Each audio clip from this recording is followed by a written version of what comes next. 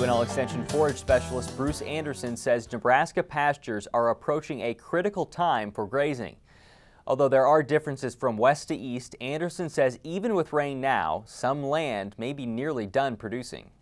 Well, much of the state has not been blessed with rainfall to help the conditions, so we have a lot of areas, especially as we look at about the western two-thirds of the state, even the northeast corner, are all quite dry, and the grazing expectations in those areas really are being lowered quite a bit compared to what they were like maybe back in March and April and May of this year. What about the southern and eastern parts of the state? Any difference there or variation at all? Well, there recently has been a pretty good rain event last week. In the southeast portion of the state, and a lot of areas got good rain in those areas. They have picked up. We've seen a lot of green up in those areas. Some of the native pastures in particular are really starting to do some good summer growth. So prospects in many of those areas are a little bit better, but we still got an awful lot of summer and season to go, and if we don't get the type of rainfall that we normally expect during those time frames, we'll very quickly start running short in those areas as well. And we knew that going after spring that everything was going to be ahead of schedule. So is that still the case? Is everything still way ahead of schedule at this point? Everything's way ahead of schedule, you're right. And even as we look at some of the situations where we think that maybe we ought to be benefiting from some rains, we're not going to because of how that schedule is working. For instance, where we have cool season grasses as our dominant feedstuffs on pastures, such as the needle grasses out in the panhandle or brome and bluegrass in the eastern third of the state.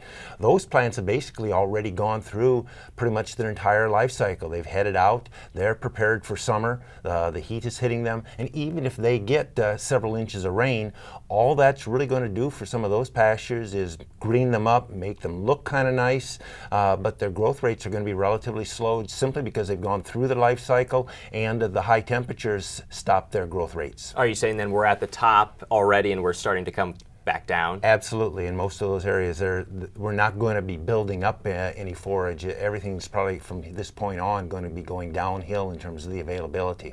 Because of that, what options do producers have right now to feed? Because as you mentioned, there's a lot of summer left.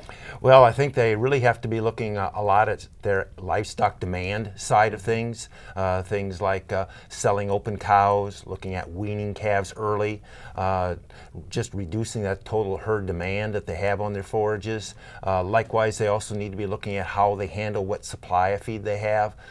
More efficient grazing is going to be really necessary, being able to strip graze or harvest what has grown out there very effectively, realizing that there probably isn't going to be a huge amount of regrowth in many of those areas, and that once they've grazed an area, it's going to be done for the year, and they're going to have to figure out when their grazing is going to terminate and then what their feed needs are going to be thereafter. And you see that the availability of hay is going to be tight as we go throughout the summer as well? I think so. We've got fewer hay acres out there because of people planting corn and beans and other annual crops out there.